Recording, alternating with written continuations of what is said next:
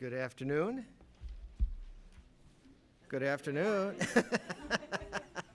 I want the people online to be able to tell that there are actually people sitting in this room, so we need to hear you for a minute. I'm David Carmicheal, the State Archivist in Pennsylvania, and I want to welcome you. If you've not been here all day, if you're new for the afternoon, I welcome you to the Archives and Records Management Conference. We're very glad to have you here, and we're glad to be doing this again this year. We've done it for many, many years, and it's always very profitable. This is the second year that we have done a live audience here in the CMS Center, and we have people online who are watching us. And if you are watching online, I want to remind you that underneath the picture that you're seeing is a button where you can submit questions, and I urge you to submit the questions. We have somebody here in the room who will gather them, and as we have time, we'll ask those questions on your behalf. If you are watching online, you can thank the staff of Commonwealth Media Services for that ability. And I am just very, very thankful to them. They're sitting over here to my right in this booth, and we could not do this. They're waving at us. We could not have done this without them. And because of them, as I said this morning, about 160 or 170 of you online did not have to get into cars or trains or planes to come here to attend this conference because they allowed you to do it from your own office. So I am very, very appreciative of the work they put into it. They're a small agency like we are, and they're underfunded like we are, and yet they jump in there and really help us pull this off. So we are very appreciative. We're also appreciative of those who are helping us remotely in Pittsburgh. The Heinz History Center is helping us with a site where people could go in Pittsburgh to participate in this conference, so we appreciate that a great deal as well. If you are sitting in this room and you didn't hear this morning, you weren't here this morning, the restrooms are in the foyer that you came through to get here. That's also where the emergency exits are, and there's another emergency exit over to my right, your left, just so you are aware of that. I need to check my notes and see if I was supposed to tell you anything else. One thing I will tell you is that I think I failed to do it this morning, and shame on me, but I also thank my staff for the work they have put into making this happen, especially Cindy Bendroth and her team. Josh and Tyler and Anne-Marie have really worked very hard to make this happen, and I appreciate it. They make us look good, and they do hard work, and I thank you for that. You're good folks. All right. So, without further ado, I'm going to introduce my boss, who is the Executive Director of the Pennsylvania Historical and Museum Commission. She's here to welcome you, Andrea Lowery.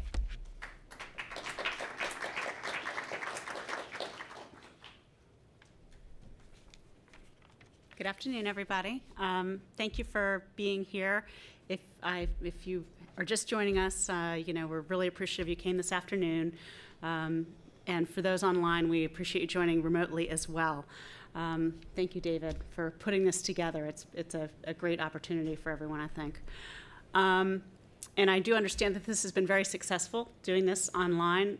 This is the second year we're doing it, as David said, as a webinar. So thank you to Commonwealth Media for pulling this off for us yet again.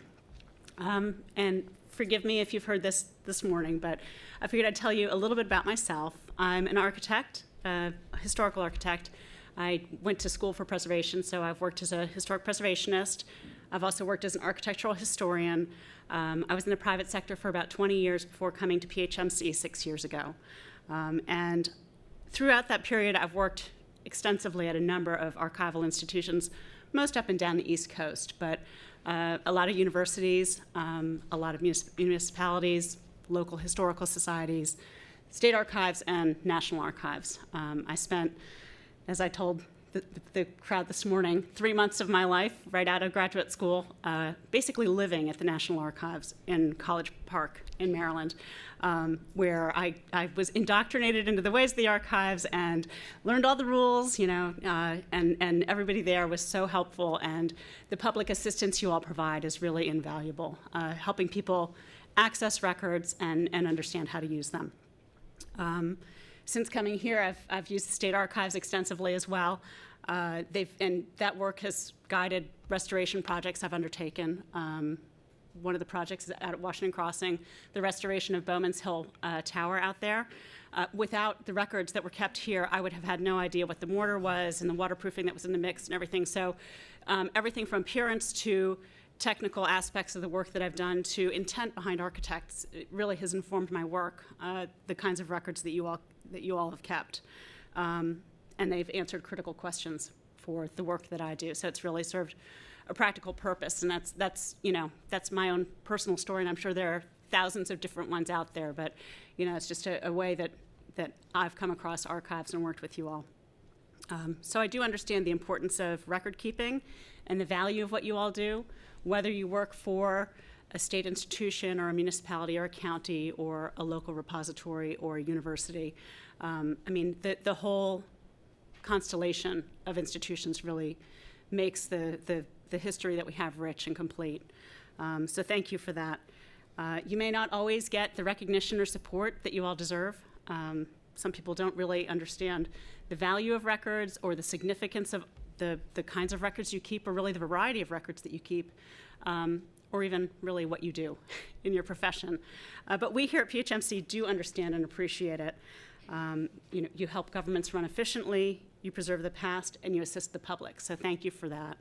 And I hope to meet some of you over the coming years. It's important to me and to PHMC that we assist you and support you in any way that we can. So we look forward to doing that over the next few years. Thanks.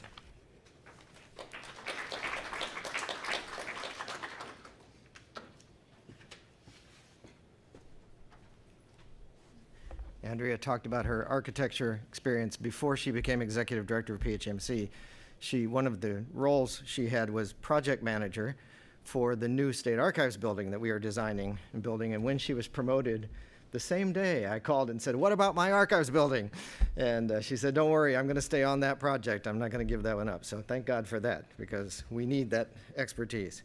All right, we are going to start the afternoon with about a 5-minute break, because we are not due to start the first session until 1:15. At least one of our speakers isn't here yet, so we need to wait a few minutes. And this morning we started a little early, and some people online were not real happy because they didn't get to join until the announced time, and they missed part of the first speaker. So we're not going to do that to the afternoon audience. So you have 5 minutes to just relax a bit, and then I'll be back up here to introduce our speakers. Thank you. And it's my pleasure to introduce the 5 speakers we have. It's actually 6, I think, because you have 2, for the afternoon. And I'm going to introduce them all right up front briefly, and then we'll just let them go in the order they're going. Our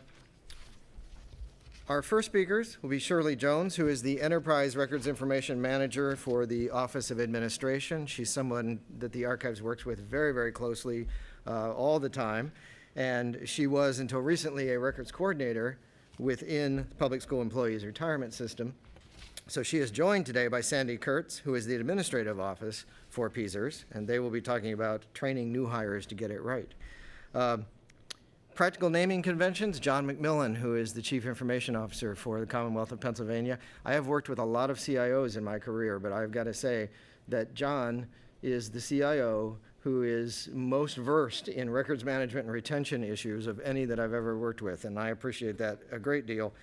So he'll be talking about naming conventions in his office. Eric Decker, Special Assistant to the Deputy Secretary of Administration in DGS, will be talking about their records modernization project to move to more digital records from paper. Tackling the email cleanup, Mike Sharpe, for the Pennsylvania Higher Education Assistance Agency. He's the records retention manager. And Andrea Lowery said to me before she went back to her office, "I really need to stay and hear that one because I need to manage my email better." So I said, "Amen, you should stay and do this." And then Renee Drago from Northampton County is going to talk about acquiring and remodeling a facility for local government archives use. So a really great lineup. And without further ado, Shirley and Sandy, I'm going to turn it over to you. Thank you.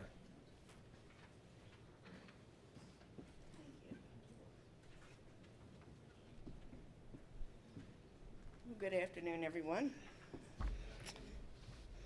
So as David alluded to, I was the records coordinator for the Public School Employees Retirement System, and now Sandy holds that position. So she and I worked closely together for 2 years, seems like forever, but only 2 years in the agency. So by show of hands, may I see how many people here today are records coordinators within their agency? And how many of you have established records management training programs within your agencies? So if you don't, the purpose of this session today is hopefully to give you a few nuggets on possibilities of where and when and how to start. So without ado, okay, so back in 2008, whenever I was the records coordinator for the Public School Employees Retirement System, Management Directive 210.5 amended came out. And in the management directive was included in the policy for the first time instruction that agencies should be providing basic records management training to all incoming employees and doing exit interviews for exiting employees. So I thought, okay, well, how am I going to implement this in PCERS?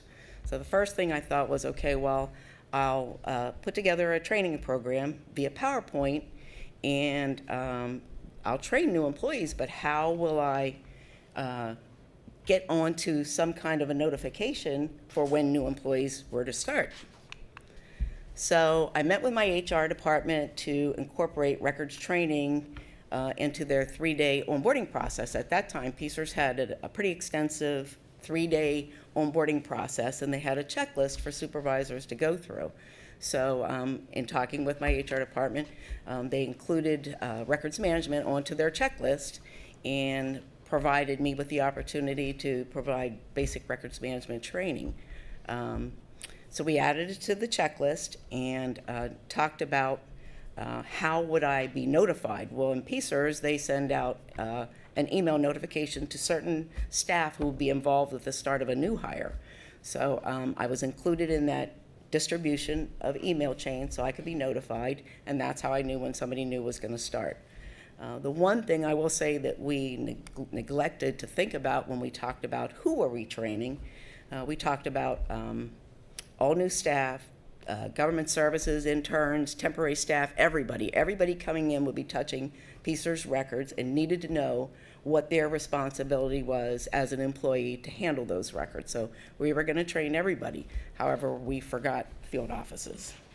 So one of the things that I do now is I conduct an online conference call with field offices, so they get the same training that the people in the headquarters do. And then also, when we have several employees starting at one time, instead of doing them individually, I do group presentations. So how do you develop your training? Well, the first thing you have to do is establish your priorities and your learning objectives.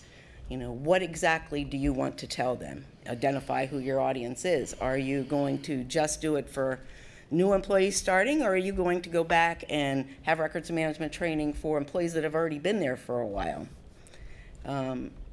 You have to be thinking about, when you're developing your training, what type of records are they going to be touching? And what I decided that I wanted to do for my objectives was, first, number one, let them know that there was a records coordinator in the agency, because as most of you probably know, some people don't even know that we exist.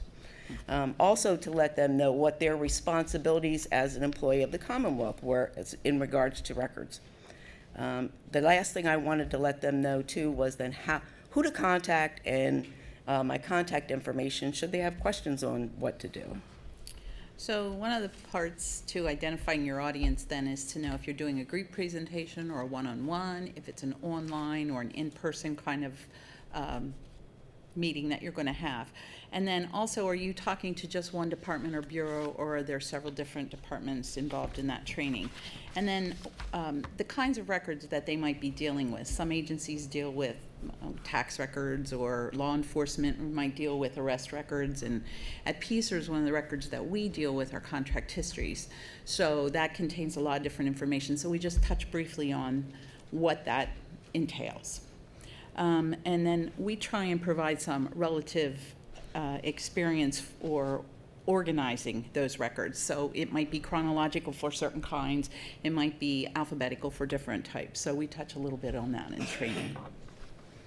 So after you have your objectives and your audience and the examples in your mind, then the next thing I did was started to research. I looked at NARA for anything that they may have that was already developed that I could kind of piggyback off of.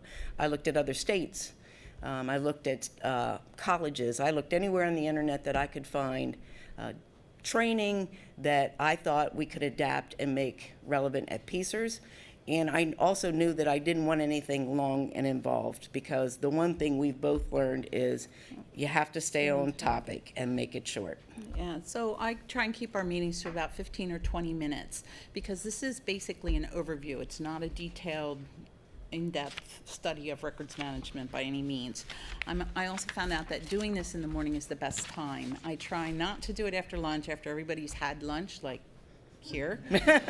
And I try and stay out of warm rooms, because for other obvious reasons, that doesn't work so well. So usually I schedule them for about 9 o'clock in the morning.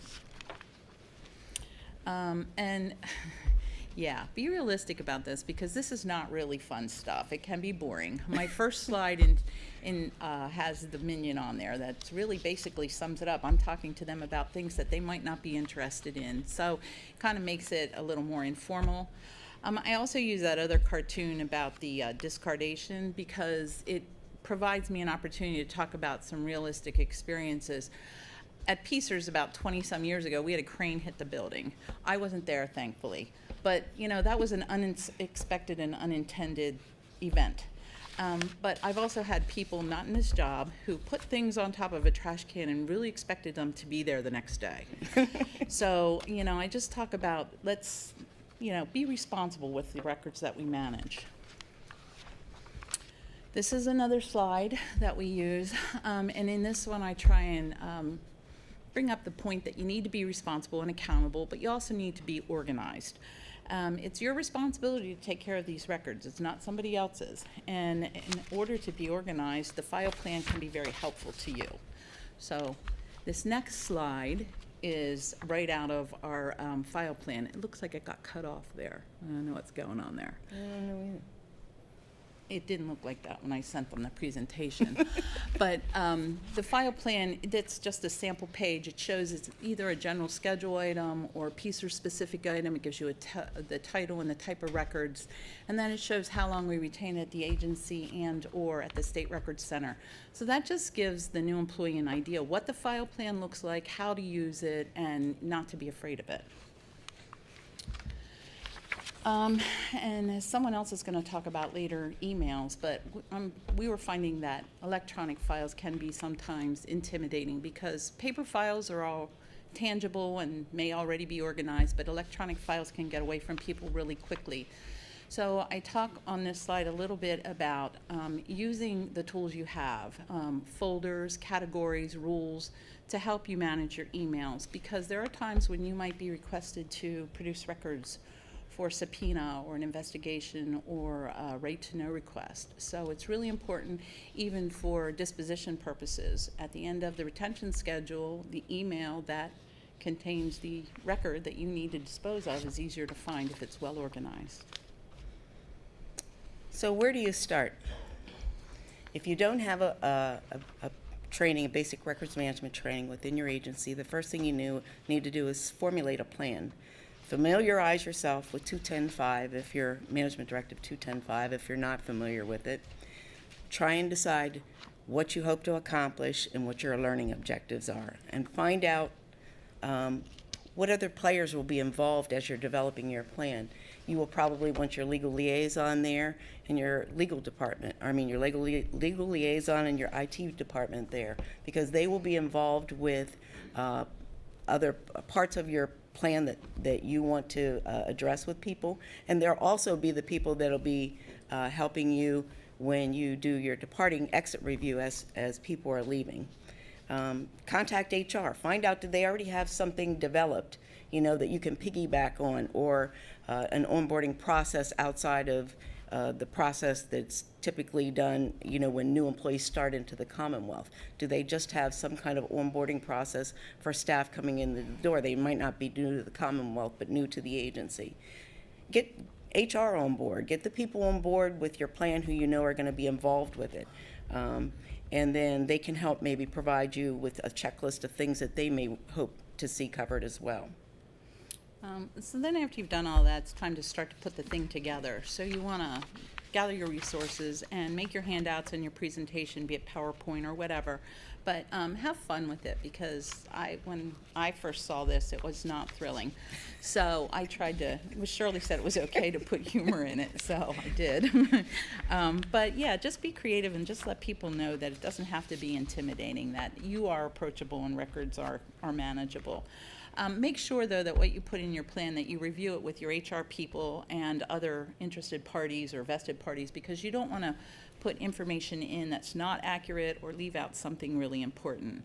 And then gather a group of coworkers together and run it by them and get feedback from them. Find out what works, what doesn't work, what they found to be interesting or not so interesting, and then just practice it. Become very familiar with what you're presenting so you're comfortable with it. And employee separation is also addressed in Management 210.5, and that was, again, something we had to figure out on our own. So what I do at PCERS is about 2 weeks before the final day for the employee in the office is to set up a mandatory meeting with the employee and their supervisor. And we discuss at that meeting the transition and disposition of any records that they have in their possession. We find out if they've moved them from their personal hard drive to a shared drive, if they have anything in their office that needs to be handed off to someone else. We also talk about job-specific processes, things like passwords that might be on a file somebody created, because if they leave and take the password, it's no use to anyone else. So we also talk about job procedures, because we're finding that some people leave and nobody knows how to do their job after they're gone. So we started to ask, do you have written job procedures? And if they don't, we ask them to at least make an attempt to do that. Because PCERS is kind of a smaller organization, we have some things that we just take care of ourselves. And one of the things is agency-issued equipment. So during this meeting, I talked to them about getting the computer and the cell phone along with the chargers and the cases, any keys that they might have, their swipe card for getting in and out of the building, the parking pass they have, making sure all those things are accounted for and turned in before they leave. And then we've developed a checklist that we just go through and have everybody sign off on, saying, yes, we had the meeting, and yes, I'm aware these things need to be taken care of. So hopefully that gives you some ideas of where to start, and maybe some ideas of what you want to maybe implement within your agency. Hopefully, like I said, you'll take away some nuggets of information that help you to get started. And, for those of you who aren't records coordinators, do you know who your records coordinator is within your agency? If not, ask. It's your responsibility to ask as an employee of the Commonwealth. I guess, too, the other thing I would say, I would be remiss if I didn't say that last week I was on a panel for the Governor's Emergency Preparedness Summit.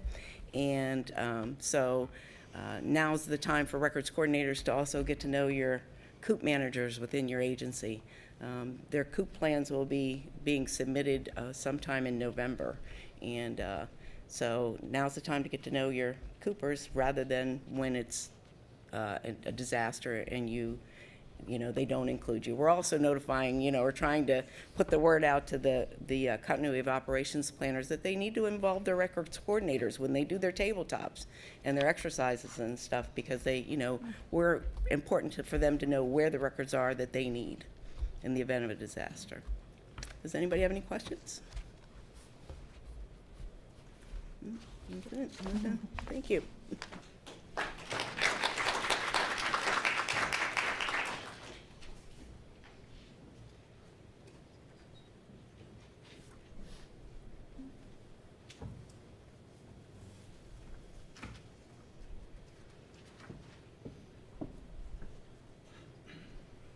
Good afternoon. Sounds like a little bit of after lunch hangover. Next slide, please. Or is that me? No. So I'm John MacMillan. I am the Commonwealth Chief Information Officer, And what I'd ask you to pay attention to during this presentation is the middle letter of CIO, information. And what I want to tell you is a story about how the folks in my office are managing some of our shared files. It's not a standard, but I want you to think about it. I'm sure you've been talking through most of the day. How do you make things a little easier for yourself and then for those who come after you? And we were faced with the same problem. So what we did was we came up with a couple of ideas on how to structure our files so they're easier to find, how to name our files and our folders so it works in a complementary fashion to our records plan. And then we worked with David to figure out whether or not we could talk about the applicability of this on a broader scale, and we're still working on that piece of it. Okay, next slide. Now, I'm not sure if you can all read this, but I'm going to walk you through it. So, look, we're all faced with the monster of technology. It's all over the place, and I don't mean that in a bad way. How are we dealing with Office 365? How are we dealing with our file shares? How are we dealing with any number of storage locations in which records could be stored? That sounds like a problem, right? Easy. Go to your records plan and figure it out for yourself.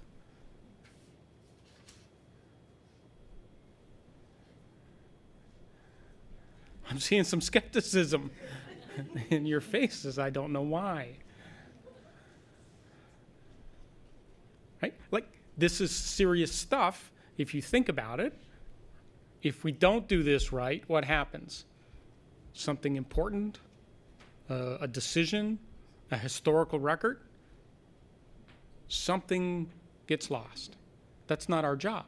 Our job is to protect that information so that what we are doing today and what needs to be done tomorrow can continue.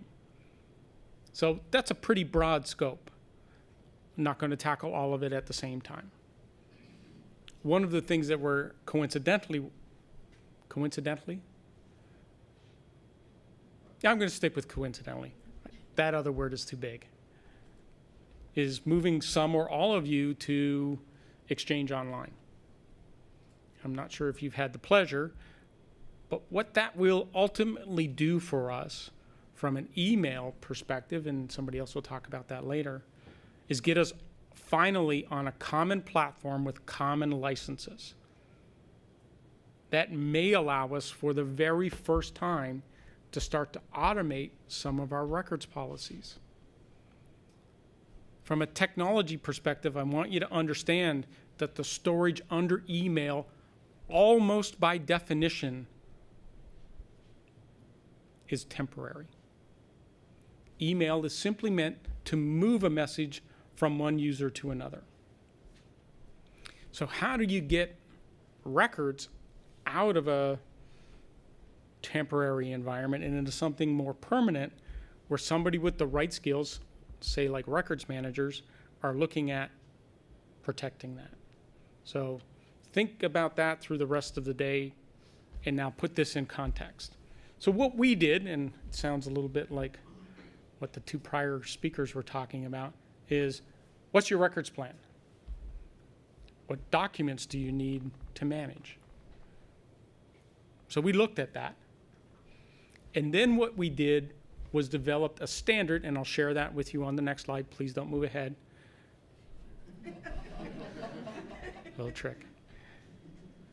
That will work for us. Again, this is a story. It is not a standard for you to think about applying in your organization unless it works for you. And then what we did was, how do we look at our records, our documents, on a periodic basis? And we have a little magic piece of technology underneath this called a batch file. Anybody remember batch files from DOS or Windows command lines? It's like 3 lines. and I can do a complete inventory of all of my files on all of our shared drives with one command. And I can ingest that into Excel and do a compare. So now I know where I was and where I am. And when you look at the naming convention, not yet, on the next slide, I'll show you how we can use that to manage our records more effectively. Okay, down at the bottom of this slide are 2 screen grabs from our live environment. On the left side is a view of OneDrive and our file shares in our office. And this is the scope to which we are trying to apply this naming standard. On the right-hand side is the structure for our shared environment. So all we did was said, what types of records or files do we deal with most commonly, and where do they fit in our records plan? And that, on the right-hand side, is what we came up with. So we have, ooh, look at that first one. Isn't that interesting? I have a folder that's a folder for folders and files. And you'll understand when we get to the next slide, please don't advance, on how we use that. And then there's this set of structures for strategic initiatives, since we frequently do Commonwealth-wide things. We have business relationships with a number of agencies. We've got to manage those documents. We have federal partners, so we deal with them in a structured way. We do a lot of communicating, but not everything we communicate needs to be retained. So we have some interesting structures in there. We deal with money, so we have something on financial management. Every now and then we have folks from headquarters arrive to help us, auditors, and a few other things. I think generally you get what we're trying to do here. So now we're ready to move to the next slide, and we'll talk a little bit about the structure we chose. And there are some examples on this slide and the next slide, and then I'm going to get out of your way. Files. How do we name our files? I'll let you read it. Built into the Windows operating system is a simple sort algorithm based on the character set used. And when you use this naming standard of year, year, year, year, 4 year characters, a hyphen, 2 for month, 2 for day, a brief description of the document, perhaps a name, it depends on the type of document, and a version number, it becomes really easy to sort them in date order. In fact, it's built into Windows. You don't have to do a thing other than name your files this way. And when you're in File Explorer, even when you're in the command line environment, Windows automatically sorts your files. And you can sort it in ascending order or descending order. I'm not going to read the rest of it, but I will focus on 2 pieces. Name. If I wanted to save a record from my email environment, I would include the name of the sender so that I know on this date, a document or an email of this type of description was sent to me by Shirley Jones, as an example. We frequently save those emails, again, because email almost by definition is temporary, in PDF format. And we're working with David on PDFA conversion. So I want you to think now about what happens. temporary documents come out of a temporary storage environment and now become permanent documents for consideration and evaluation under the records plan by somebody with records management skills.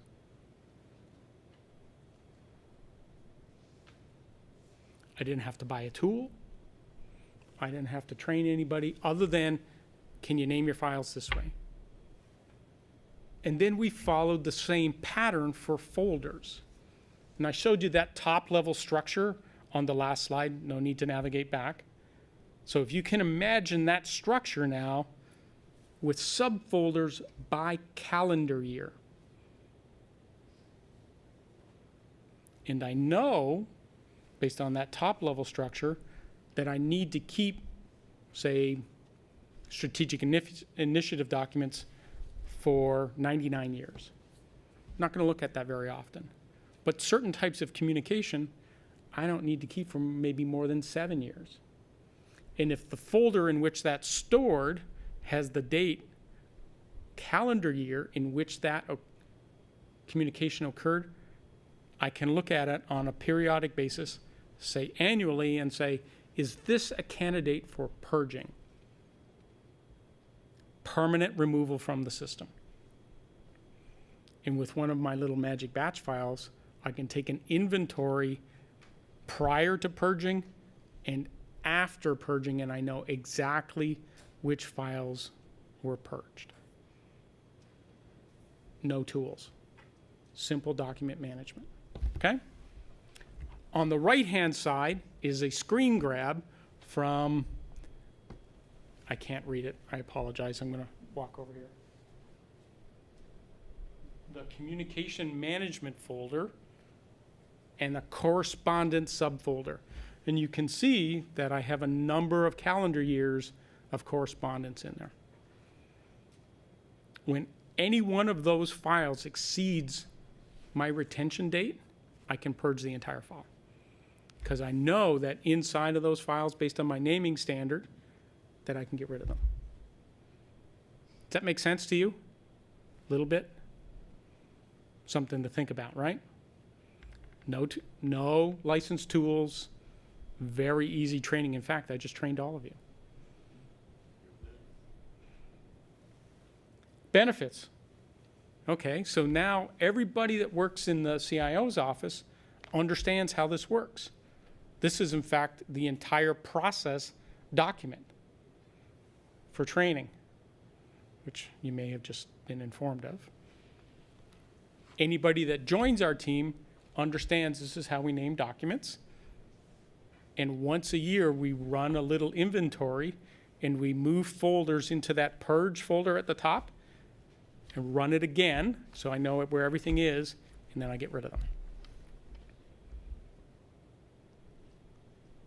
Saves a lot of space.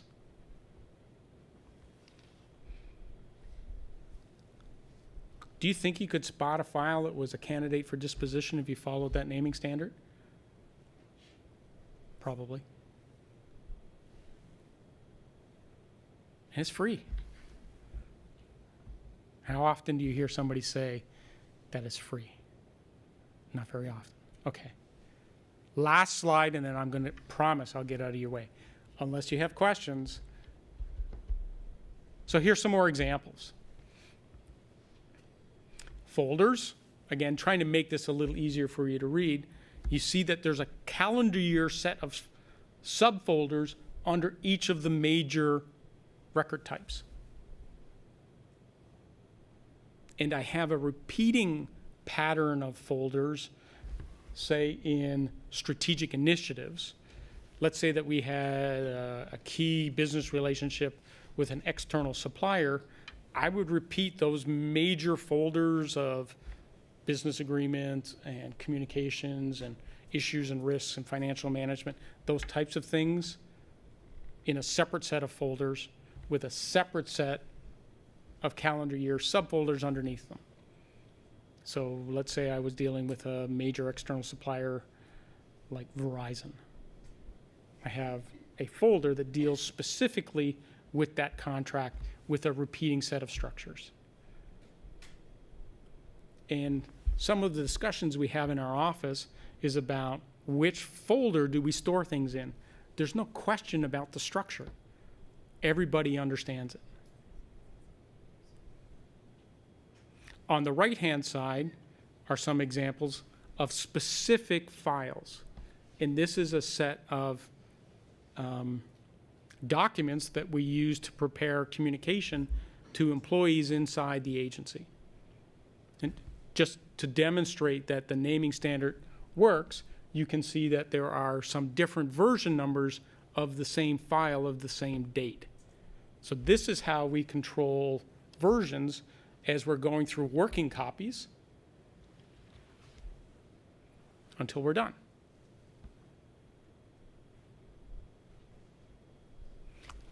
Our story for you to consider. It's not a standard, but it's free. That's the material I had. I'd welcome any questions you might have. Yes? Do you have a way of sorting your communications files, like if there's a letter that might possibly be very important, is it just a business correspondence or something, but you might want to not purge it? I mean, like do you? There's no magic way of doing that other than with a little discipline. So I can give you some example. If we could go back a couple of slides. Stop. Up at the top where we name the file, in the brief description, you could include something like do not purge. Or have 3 characters, DNP. That way it serves as a visual reminder that you need to retain this. And heaven forbid that you move it to the purge folder, at least before you, the way we do it, before we would actually execute the purge, we would inspect that inventory and look for any files that have do not purge in them. There's no magic to this. And I'm sure after a couple of days of managing records and how much fun it is, you know that there's no silver bullet here. Other questions? And by the way, did I answer yours? Okay. Hi. I know this seems, CIO, does that stand for something in particular? That's me. Oh, okay. I'm the So Chief it's- Information okay. Officer. All right. Right? And to David's point earlier, just a second, right? My job isn't really about technology, it's about information. And records is part of it. So I gave you an example where we're dealing with a major external supplier, and I may have given you a name, where we're signing agreements and doing negotiation and exchanging money. All of those things need to be kept. Almost by definition, the work that we do in the CIO's office is not only technology, but it is also information. Okay? Yes? So if you get to a final version of a document, do you ever change the date to the current date that it becomes finalized, or does the date always stay the initial version date? I'm going to give you my best consulting answer. It depends. Sometimes we start a file with the date it was created. And then as you can see, when you look at the version specification, we change the version, like if we get the version 87, we change it from that version to final, right? So it might be time to change the name to indicate the date on which it was finalized. When I started working on this presentation, I named it with today's date on it, even though I started on it a couple of weeks ago. So if you're working ahead and you know you want to finalize a document, how you name it, you can make that decision somewhere along the way. But I know based upon how I've got it stored in a folder that it was done in this calendar year.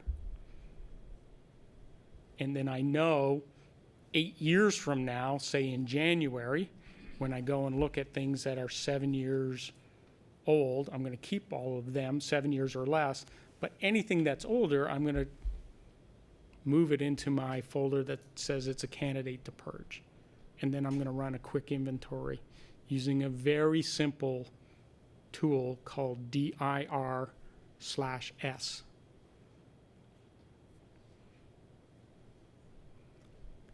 And put that result in a file.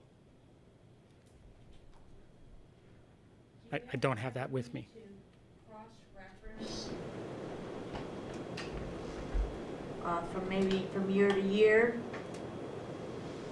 something that spans 2 years? Do you have a project that spans 2 years? Do you ever have to, well, I can see myself, gee, we did that, I wonder what year that was. Yes. Yes, and I give you an example.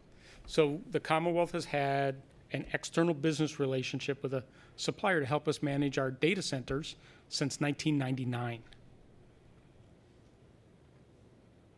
We've kept all of the files, all of the records that we need to retain in a master folder with subfolders by year since 1999. And it works. Since that agreement is active, I can't discard anything, but I know that. Right? After the agreement finishes, and based upon our retention schedule, and I don't have it memorized, say 7 years after it's done, then I could get rid of it. I'm not saying that's the retention schedule. I didn't study. Back corner.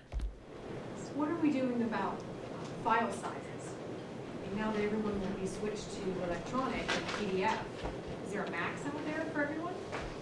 Only when you're trying to move it. If you tried to move it through email, there is a max file size. And there is a maximum file size within the operating system, although I'm not familiar with anybody exceeding it. Okay? Is there a limit on questions? I can keep going. time? You just got a little more time. You got somebody? Sir?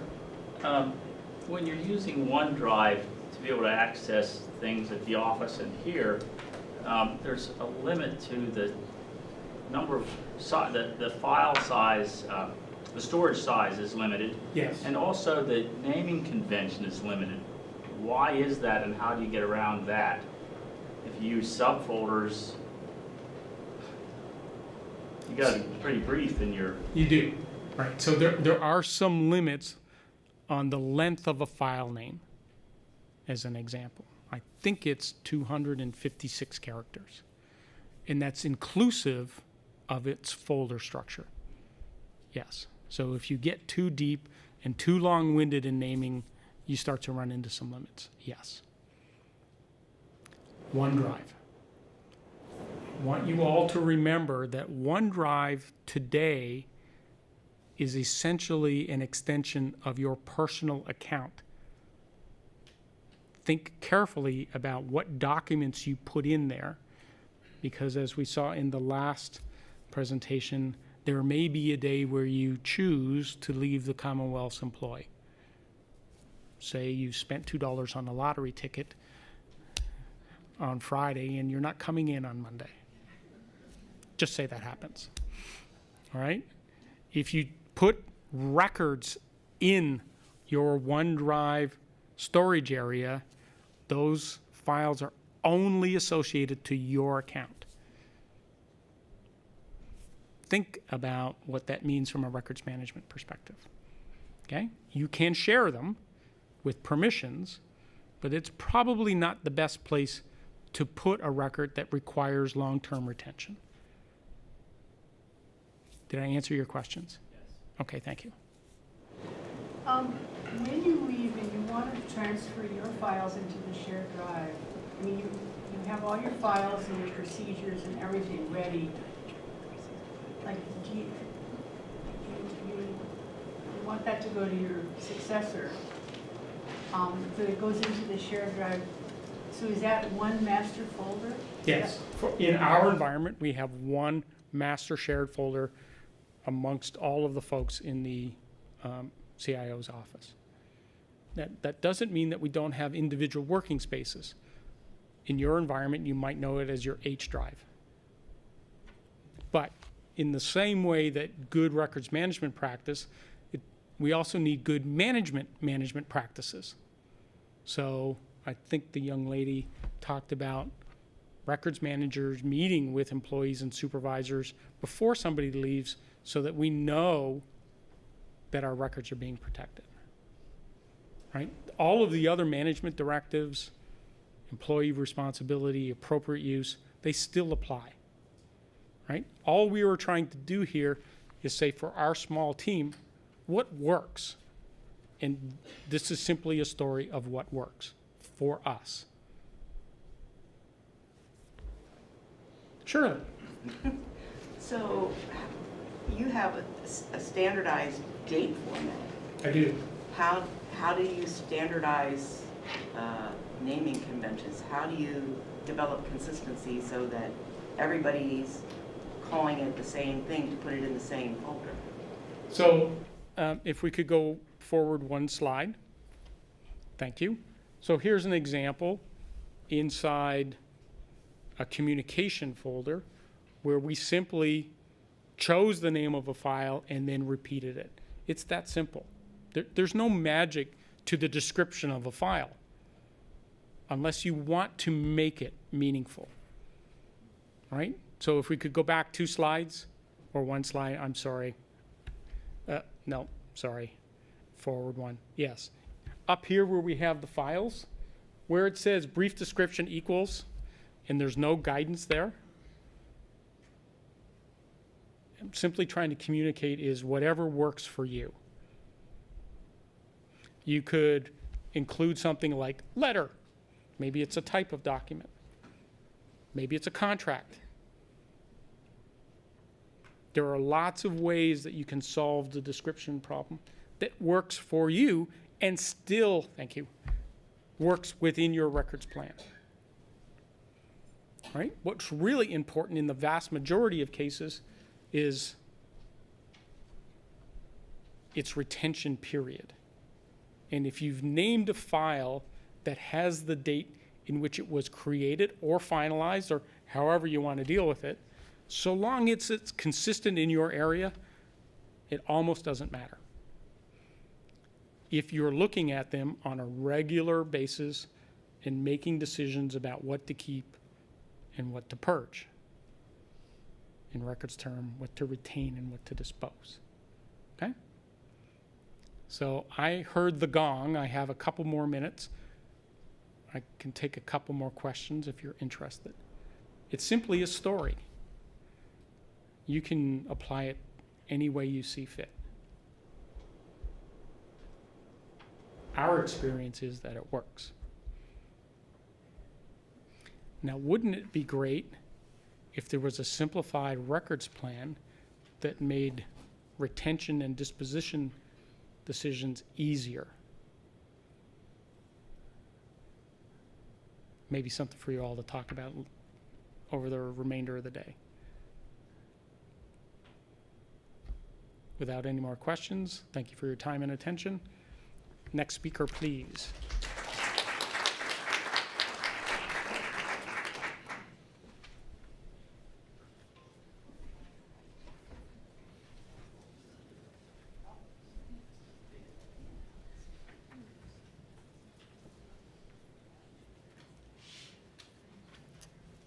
Whoever's working the slideshow, I'm just going to use the clicker, so you can take a break. I apologize if I sound a little bit hoarse. I'm getting over a cold, so I brought a water bottle with me. My name is Eric Decker. I work for the Department of General Services. I'm a relatively recent records coordinator. I've only been back with DGS for about a year now in this capacity.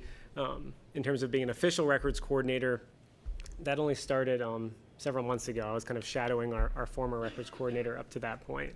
And I think that's an important item to lay out kind of right at the start because I'm so new to records management as a whole, I really needed to simplify kind of how things were done at DGS. I kind of approach this in a different way than maybe a lot of other folks with a lot of records experience may have approached it. When I say it, what I really mean are the vast number of records that we have at DGS, specifically within our Public Works deputate. So this is a bit of a story about how we went from a large mass of papers, of boxes of papers and documents and records, to a much more manageable amount, particularly through a large modernization effort.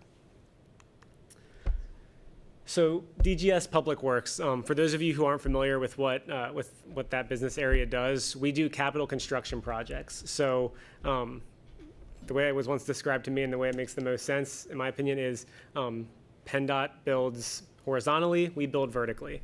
That's a nice simple way to remember it. It's comprised of 3 bureaus, or 3 business areas. So the Bureau of Construction, the Bureau of Pre-Construction, and its own fiscal office.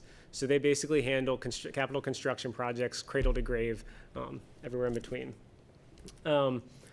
They've spent the past 2 years modernizing pretty much everything about how they do business.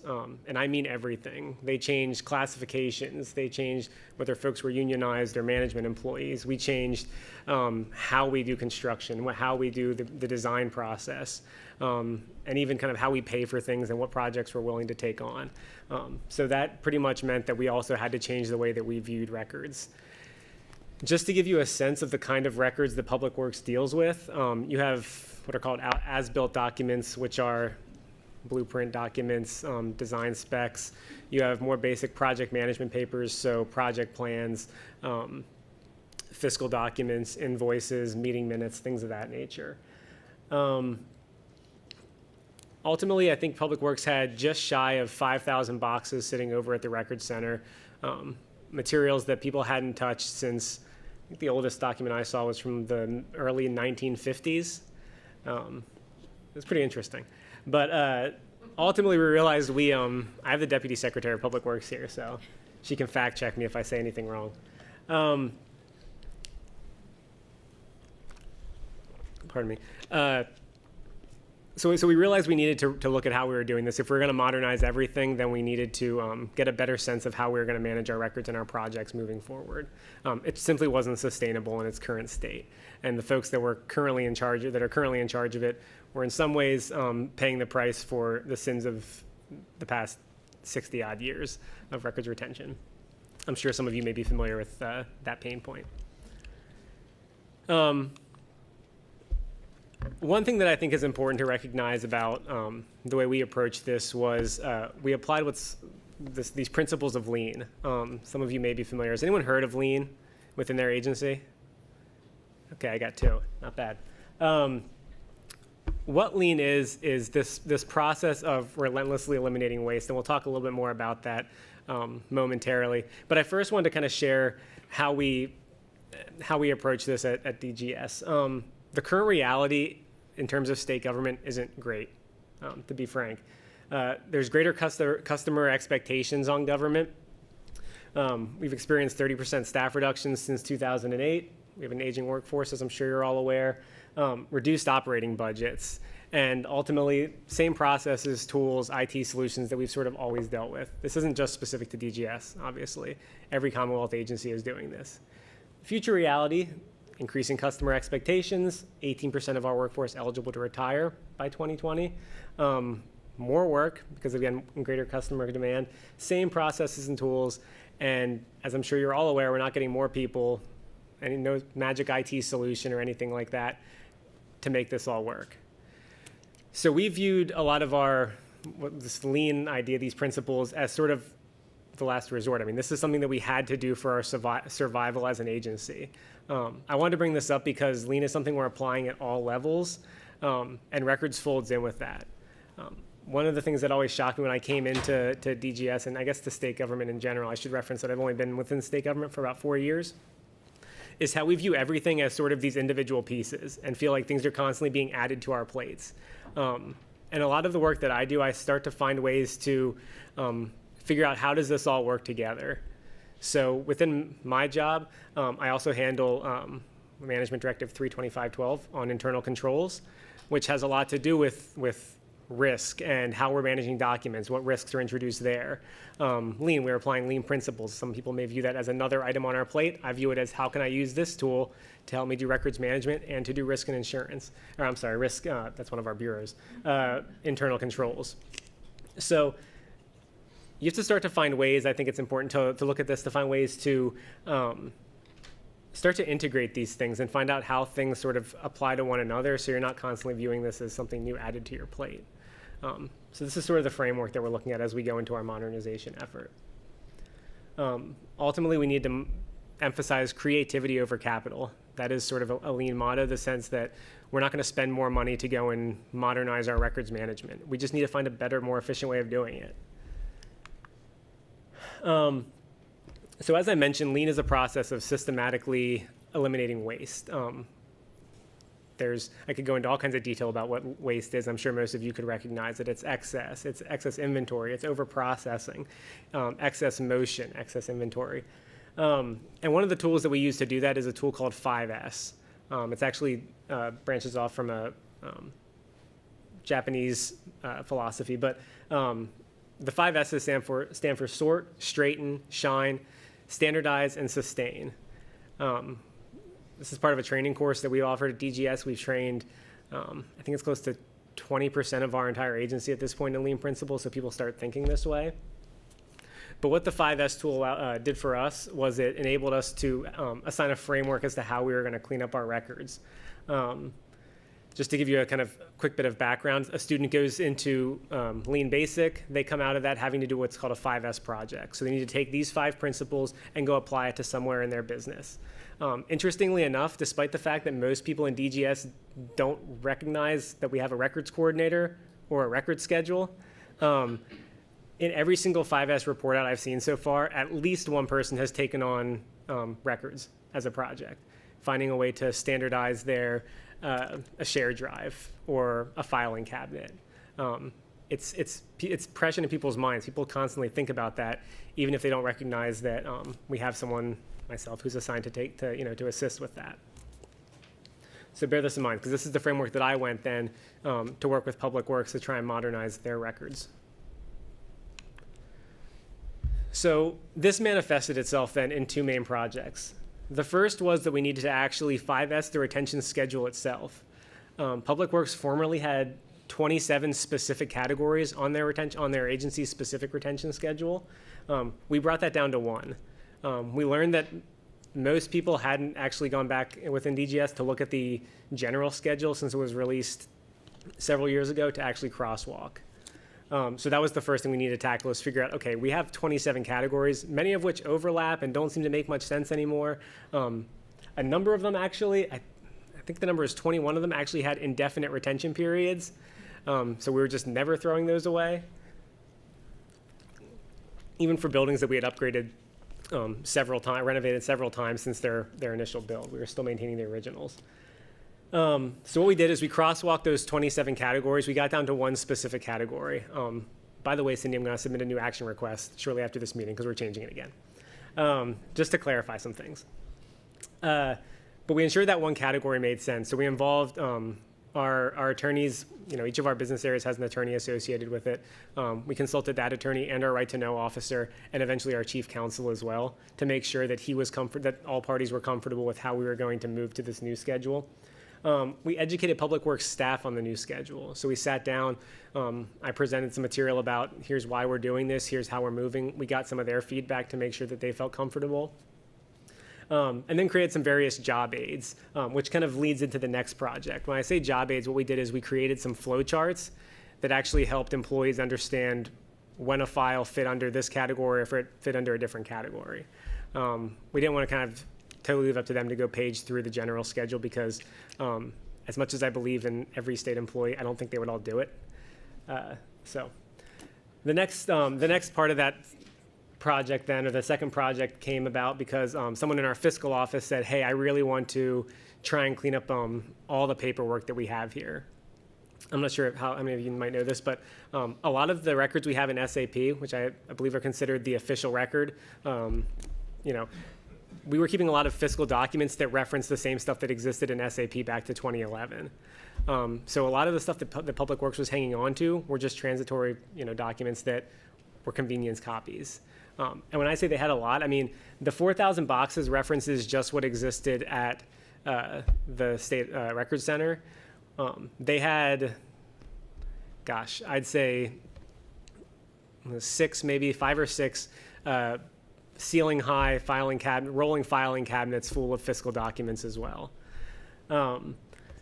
We digitized what could be digitized. So along with the Public Works Modernization was the introduction of a nice new IT software that was going to help us manage projects. Anything that we could, we tried to take and actually scan in. That part took a little bit of encouragement of the staff because for those of you who have spent a significant amount of time in front of a scanner feeding documents through, it's not the most fun way to spend an afternoon.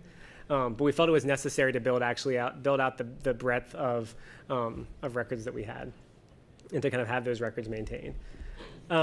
We introduced standardization to the document storage and file naming system. So what John said was dead on, and that's a lot of what we did and what our folks did. We actually had the business area sit down and our engineers and architects, as well as our construction project managers, identifying what those categories should be and what that breakdown should look like. And then finally, we determined a review process. So to make sure we never ran into the same situation we had before, where we were looking at documents that were about 60 years old, Public Works has committed to I think last I heard it was 6 months, a 6-month schedule on going back and reviewing the files that they were creating to make sure that, okay, if we need to purge some stuff, let's purge some stuff.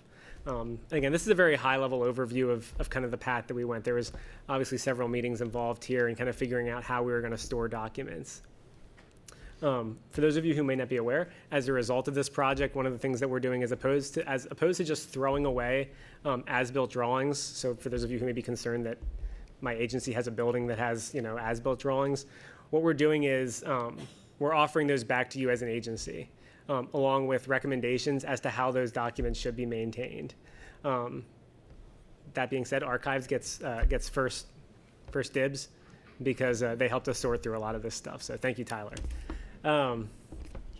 So that's the plan. Is we didn't want to just, because that was a lot of the concern from our employees is, hey, some of these buildings are still up and running, even though these drawings aren't necessarily up to date. They might be valuable to someone.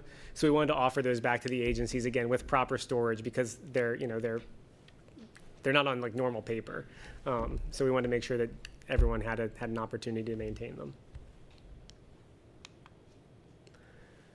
them. Some key takeaways, some things that I learned as a relatively new records coordinator. The first one was big for me, especially in speaking with our right to know officer, is that retaining too much is often just as bad as retaining too little. At DGS, we keep a lot of stuff just in case.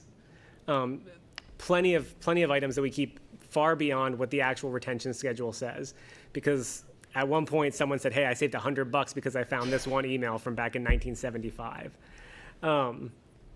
That to us is just as damaging as throwing away something that hasn't gone beyond its retention schedule. It's a great way to include your right to know law officer, by the way, if you have a good connection there. They a lot of times will champion the fact that, hey, if we're within policy in terms of disposing of something, then we should be disposing of that. Asking your customer, talking to them about what makes sense for their business, that was one thing that we were very cognizant of, is talking to the engineers, architects.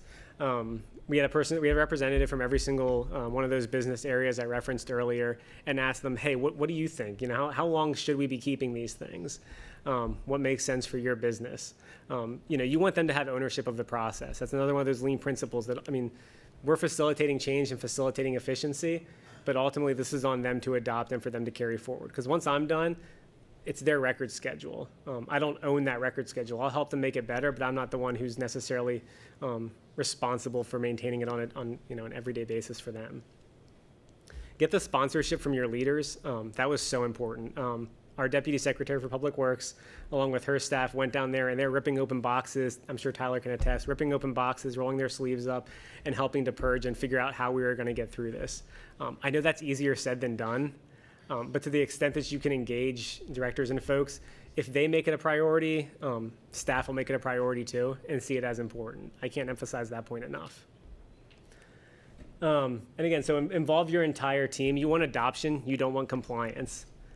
Compliance is going to get you to a point where people will do it once and then never go back and probably hate you for it. So what you want to do is kind of start to, like I said, ingrain this into the culture of how you do business. Find ways to incorporate into other work and put it on a schedule. One of the things that we did for the fiscal office was, again, they're the ones who had those massive rolling cabinets of all those documents. Two folks, I think every Friday or every couple of days, came in, got to wear jeans for the day, and their job for a portion of that day was to just purge some of those files, look through, make sure we weren't getting rid of anything that shouldn't be gotten rid of. Again, ways to encourage adoption. And finally, pace yourself. I'd love to say that we were totally done with the Public Works project and everything's fantastic and I'm like MVP over there. That's not the case yet. I still think they like me, hopefully. But ultimately, we realized if we were going to tackle this, we needed to do it kind of piecemeal. So we got like a pallet of boxes at a time and just slowly over time found ways to decrease that records inventory to a place where it's now a much more manageable number. And that goes for anything too. So if you're looking at trying to digitize your records, again, just doing it piecemeal, realizing that you don't have to get this all done in a month necessarily, right? You can kind of take your time and get it done right. And that's kind of what's most important. So with that, that is my contact information. Can I answer any questions for anyone?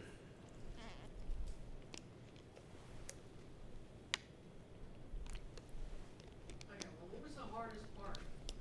What's that? What was the hardest part of that process for you? That's a good question.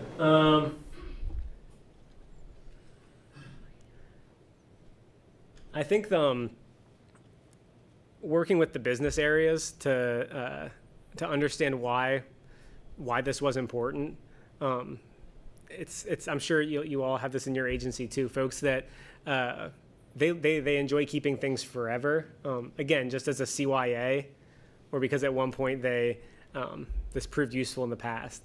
So talking through that as to, and again, engaging someone, again, for some reason, legal attorneys have all kinds of sway here. So if you can engage them in the conversation and have them sort of explain, hey, from a legal perspective, here's why it's important to adhere to the policy, that proved super helpful. Because a lot of times folks just want the thumbs up to know that it's okay to let go of all that paper they have. I guess probably the other thing I would say is just getting started. Getting started was rough because, as anyone could tell you, when you're sitting there looking at this massive report of all these records that exist at the Record Center for your agency, it's daunting. It's an intimidating list. Like when Cindy first sent it to me, I almost threw up in my chair. I was like, oh my God, this is so many records. Like, what else can I work on to be fun? But ultimately, it's something that we're seeing pay huge dividends for Public Works. The system I referenced earlier, now, we're sort of in an environment at DGS right now that's kind of ripe for change and making some adjustments. So the one thing that we could do now as a result of this is where we used to have to send over boxes of project files to the state archives, what we can do now, or to the Record Center. What we do now is they have an account. They're going to have an account with our what's called eBuilder. It's our project management system. And when a project is closed out 4 years after that, because our projects are ultimately the result of a contract, 4 years after, they can go in and they can review what files they need from those projects. They can download those, convert them to whatever format they need, and then they have those records. Your agencies, those of the folks that actually have access to eBuilder, have that same capability of monitoring projects and pulling the documents they need for retention purposes. Other questions? Yes.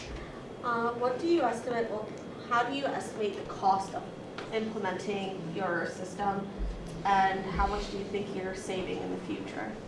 That's a great question. In terms of implementing the system, do you mean eBuilder, or are you referring to like what I did here? So one of my primary duties is the records coordinator. So I guess that'd be the main piece of it would be my salary. You didn't have to buy any equipment, or did it take unnecessary time away from other employees? No, so we did it kind of on like almost a rotational basis. So in terms of sorting documents, so occasionally you'd have some employees who would, for like an hour or two, go and sort through documents, things like that. But we didn't do any sort of like cost analysis because again, this was sort of, we viewed this more as part of the work to kind of get it to a place that was manageable and was sort of in furtherance of their duties. We definitely didn't buy any new equipment. We discussed, okay, we're going to pull all these as-built and things out of the record center and then send them to a third party to scan everything. But like I said before, creativity over capital. We didn't want to spend any money to do that.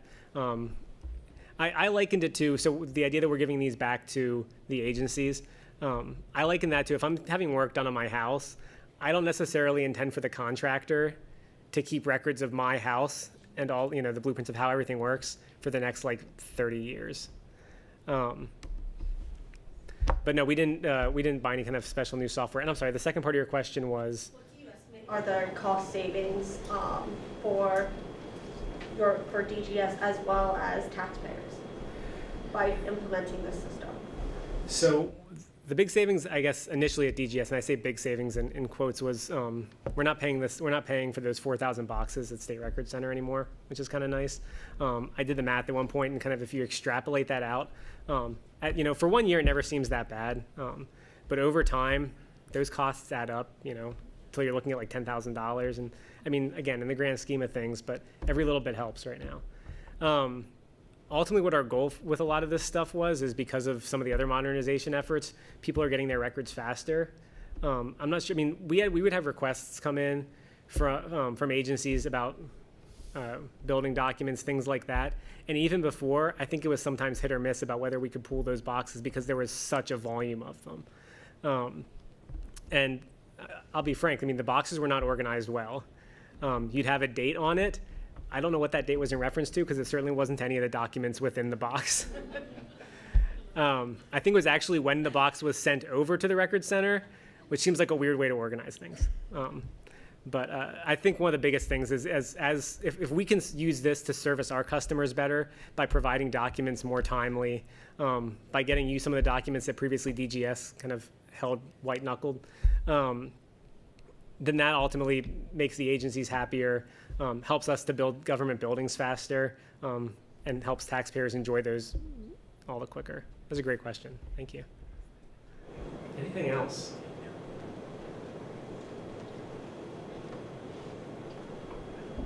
Awesome. Well, thank you all so much for listening to me ramble on about records modernization. If you have any questions, my contact information is up there.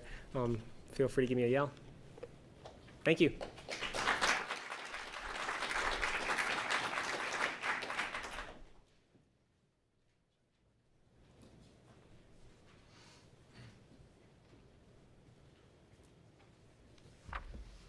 Heard a couple of the speakers previously say somebody else was going to talk on email, and I kept saying, who else is here?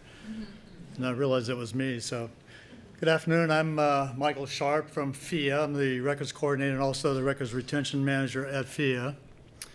And before we get started here, let's see, which is the clicker? Now is it on? The right? There we go. Yeah, I just want to acknowledge a couple of groups from FIA themselves that actually did a lot of the work on this project. A special thanks to the FIA Westport Fed Loan Operations team and some of our great in-house email gurus. A little bit about FIA before we start here. I'm sure you all know about FIA, and no, I can't help you pay off your student loans if you're interested in that, but we started in 1963 by the state legislature. Our mission is to provide affordable access to higher education. Federal contractor to the U.S. Department of Education to provide to service federal student loans. We also service commercial and private loans, and we administer the state student grants program. A little bit of a schizophrenic organization in that sense. I mean, we've got sort of three prongs heading us, and that also puts a certain kind of burden, well, not a certain kind of burden, it puts a pretty large burden on our records management practices because we have a lot of, obviously we have NARA, the National Archives and Records Administration, governing a lot of our rules with federal records. We've got the state looking over our shoulder about state records, and we do have a FIA state-specific schedule as well. And then we also have some commercial interest out there. Private banks have an interest in a lot of our records. Got about 3,500 employees, and our headquarters right over here on 7th Street. And we've got 4 satellite offices as well. So a little bit about our records management program. I've only been there about 15 months. We've had a records management program prior to that for maybe 5 years, a formal program. We're driven by an 8-member committee, a records and information management committee. They oversight on policy, compliance, risk, retention, scheduling, training. The membership is coming from all of the different groups in the organization.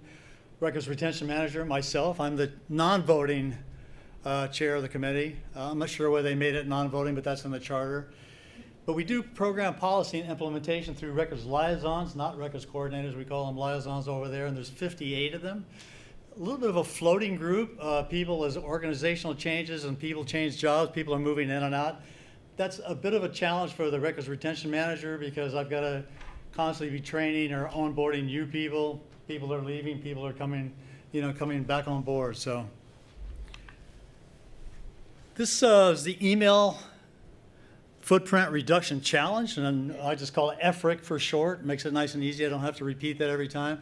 I wish it was my idea, but it's not originally from the University of Illinois, where I discovered it about 2 or 3 years ago. I was going through the web and I found this and I said, wow, this is amazing. Somebody actually did this.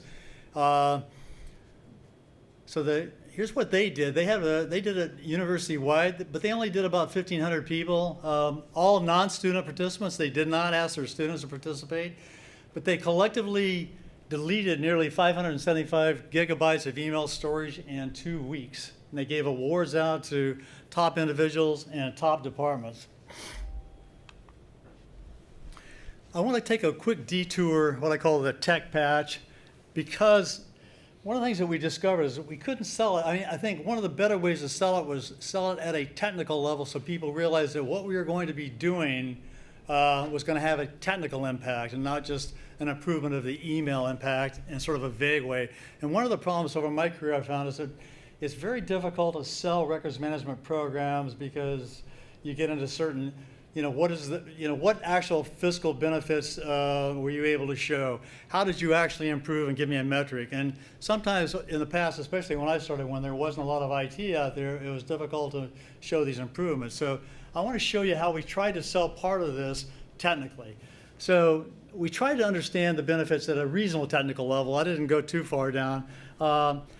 Unfortunately or fortunately, however you may want to look at it, our email platform is Lotus Notes, and I see you guys are all on Office 365. I think that would be nice for us, but we're not there. So because we've been a long-term IBM shop, we've stayed with Lotus Notes. It's functional, it works, but maybe it has a few drawbacks. The one good thing from my perspective is IBM did a very good study quite a few years back, but I think it still applies in a general way. And it still actually might apply in a general way to other email platforms. And I want to cover some of that without going too far into it. The study was done, was a characteristic of active email files. And I've got a bit of a confusion here I'll get to. When they say email files, they mean everything from in the folders and the inbox, and sometimes they call it the email database. What they were looking at is the actual impact on server performance related to the frequency of searching, full text indexing, whether the mail is filed to folders or kept in the mailbox. I got also called mail file. That is actually wrong. The mail file, from IBM's perspective, represents everything. So what it comes down to is the mail file size has an impact. And you say that's intuitive, but it's very interesting how it actually works out. Large mail file size requires more memory on the part of clients and servers, especially when starting user sessions and during failover. Now, I would also point out in the study, they did simulations. They didn't actually go through and look at everybody in an actual organization on a day-to-day basis. They had, I think, 16 servers, and they were driving this through a simulation, and actually quite a large simulation, up to maybe 16,000 users, I believe. So So the key essence here is that reducing mail file size improves the performance of email servers when evaluating various performance metrics. For example, increasing the mail file size from 500 megabytes to 1,000 megabytes resulted in CPU use increasing by 12%. 2,000 users were started up over a period of 80 minutes. They call this the ramp up or start up peak use. The study compared users with 100% of mail in the inbox to users with 25% of the inbox and 75% of folders. And you would say, what difference does that make? As it turns out, this makes a significant difference. Peak CPU, and when they say peak CPU, they mean when they're starting up, was 50%. Steady state CPU was 12% lower for the 25% box with 75% in the folders. So the takeaway there is moving things into folders increases server performance. The size of the mail file and the document size increases CPU usage as they increase. I mean, it seems simple, but here's a way, here's a metric, here's something that can actually improve performance across your network. Takeaway mail files of the same size can use significantly different resources depending on the average size and number of the documents. So this is a very interesting thing in the studies. It's not just the document size, but it's the number of documents in your mailbox. So if you had 1,000 documents in your mailbox, but if you had 2,000 documents in your mailbox, but the actual volume of memory was the same size, the better performing one would be the one with fewer documents. For example, a test group with fewer documents consume considerably less CPU. Bottom line, try to get your folks, if you've still got active things going on in your mailbox, move them to folders. All right, knowledge is power. So what we did, a team of our business unit liaisons, and just a subset of the 58. I didn't take all 58. I think we had 14 to start. And via email gurus, which I've already noticed, actually got people out of the application infrastructure team. So we trained them on records and information management fundamentals first, or I did mostly. Then the EFRAG concept was introduced to everybody so they understood what we were going to shoot for. We asked to volunteer somebody to take part of it. I couldn't go out and say, you business unit, you business unit, and you business unit, you're going to do this. I had to get somebody to really buy off on this. So I got Westport Fed Loan Ops. They were very, very keen. And I think one reason that helped them, they had 3 liaisons from that group. So if you only had one liaison from one group, that might have been a bit of a problem. But they had 3, and that was what really helped push it along.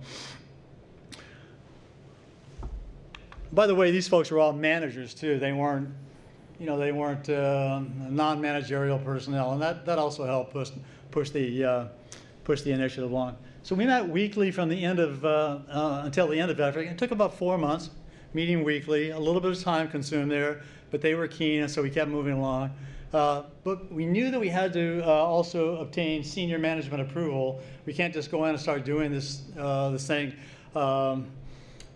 through an entire department without senior management knowing what was going on. So, but these folks did a great job of presenting the points of the initiative and the value it brings, and senior management gave a green light. Had they not given the green light, I suppose I wouldn't be here today. But so continuing through this, I contacted the records manager at University of Illinois, Brett Wise, and asked him would he do a call-in for us with our team.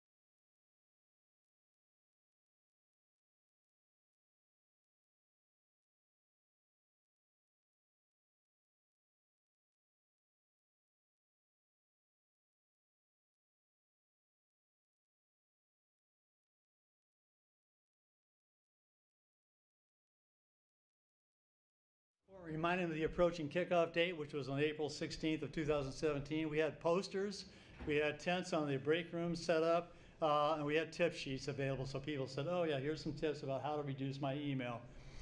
Staff participation was limited to specific times. It's because the customer agents are working so much and so intensively, they only get a certain amount of time a day, certain breaks away from the phone. So that's the only time they can actually do their email reduction. I suppose you could have had people doing it all day long, and in fact, there probably would have been a higher email reduction, but they had 5-minute slices, I think only twice a day. And that's another reason why they did it for 2 weeks. By the way, this was also strictly voluntary. If people did not want to participate, they didn't have to do it. So we didn't want to put people in a position. We also indicated to them that there would be no sort of performance evaluation.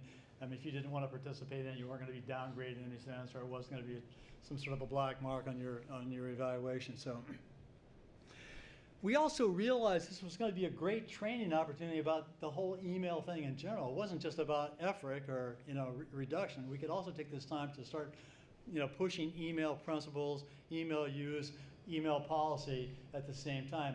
At the federal level, this is a really big thing because we're a federal contractor. The feds really ask that training be a really hardcore part of your records and information program. So we did do that. So we helped teach the basics of folder setup and use. A lot of people didn't really understand how to do that. Creating of rules. For example, a lot of we have an in-house system where a lot of things are going out, an incredible volume of automatically generated reports, and they're hitting the email inbox. And very frequently we found that people don't know what to do with them. So they'll be sitting in the email box, and sometimes some people will be getting literally hundreds a day. They don't know what to do with them. So by teaching people how to set up rules, they can essentially offload those out of their inbox and go into folders and then either read them later or dispatch them later as they need. Identification of records and non-records. Obviously, we don't want people going through arbitrarily deleting a lot of records, so we're trying to teach them how to distinguish between record and non-record material, transitory material, and also email etiquette, which is a big issue as well. So we're use the opportunity to try to teach all these things.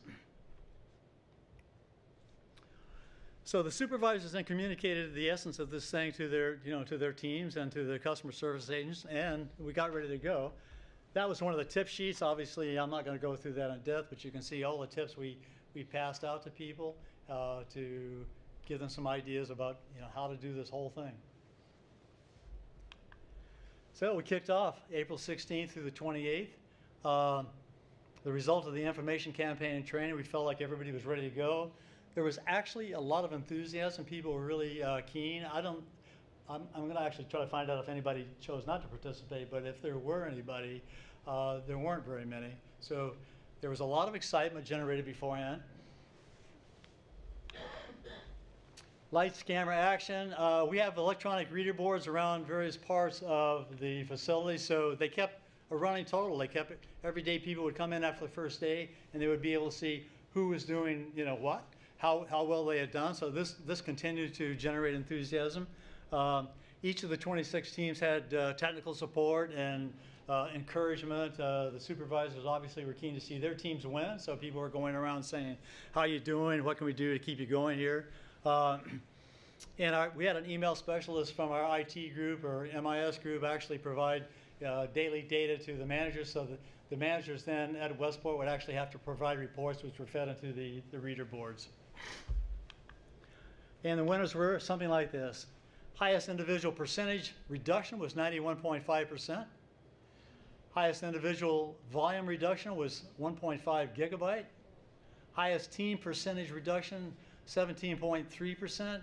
Highest team volume reduction, 3.48 gigabyte. Management, and I'm separating management out from non-management employees, their percentage, and I'll tell you why in a second. The management percentage reduction was 42.7%. Management volume reduction was 2.8 gigabytes. Combined percentage, 15.5. We shot for a little bit higher. I was hoping for around 25%. I think that University of Illinois had something over 50%. I was hoping for 40%. We didn't quite get there, but we still achieved quite a bit. And the combined volume reduction was about 11.67 gigabyte. Winners were awarded certificates and announced in FIA's in-house publication, which is called Blueprint. Announcements were made to all the records liaisons, so all the records liaisons, the other 55 people were made aware of this. The announcement was made during a regular meeting of my committee, and we made an announcement to the senior risk committee at FIA. And I may have skipped over the part about the reason we didn't have management as part of the direct competition was because management, first of all, had more time to actually do their emails. And because they actually had more emails too, their reductions were going to be quite a bit larger. So they felt, the management at Westport felt maybe it wasn't quite fair to have them in direct competition, with the other staff. Maybe they felt like they weren't going to be able to win because management was in a kind of a prime position. Lesson learned, I guess I did say it, I thought I skipped over that, but management should not be part of the general competition if you have a large staff. But I think their performance should be shown and used as a benchmark for other people. The one thing that we did find is the daily reports did take a lot of time. I know Corey Newell, who was one of the key drivers out there, she said it did take a lot of time every day. So if you decide you want to do an effort, think about how much time it's going to take to do the report to get it out so your staff can see what's going on a daily basis. Email application support, whoever does email application support for your group will be involved, so it's best to get them, make liaison with them as quickly as you can early on in the planning process. You don't want to start throwing something at them at the last minute and say, oh, by the way, could you help us out with this? And obviously, and a couple of the other speakers have stressed this with their programs, you need support from just about everybody. You need support from management, senior management, so people know what's going on. The future, other possible types of cleanup competitions, paper and media. We've had some paper cleanups, but no competition. I know, even feel like everybody else, we have a lot of paper, so we tried to do a paper cleanup day, but people took off and did some stuff on their own, so we didn't actually sponsor a day, but people were keen enough to start doing it anyway. File shares, a great presentation on file shares. But we're trying some initiatives on file shares now in-house. It's a lot of work too. Legacy databases and other so-called stale data. I know that at least one other organization I've worked for has a ton of legacy databases out there. That may be something to kind of scan your entire IT environment and see what the legacy databases are out there and see if there's some opportunities for cleaning things up there. We want to roll out to other FIA business units. Sometimes a bit tricky because it takes time. Everybody's got their other jobs. So in order to to solicit or encourage people to do it, you can get some immediate enthusiasm if they say, I don't know how I'm going to do it because of time. But Westport, thankfully, I've got a keen group out there, and they're going to be doing another one next year, and I'm really happy about that. So,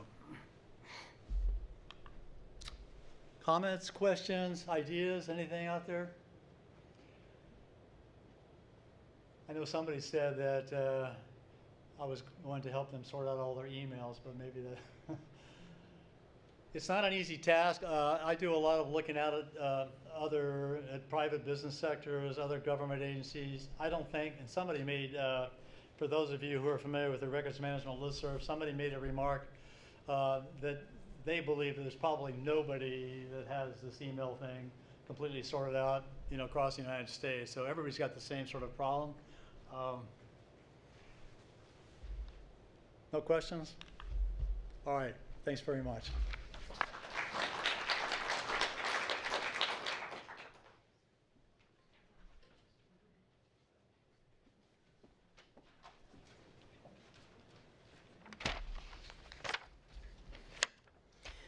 Good afternoon, everyone. It is an honor to be here today. I'll be speaking to you about the evolution of record storage in Northampton County, specifically about our county's journey to acquiring and remodeling a building for archives use.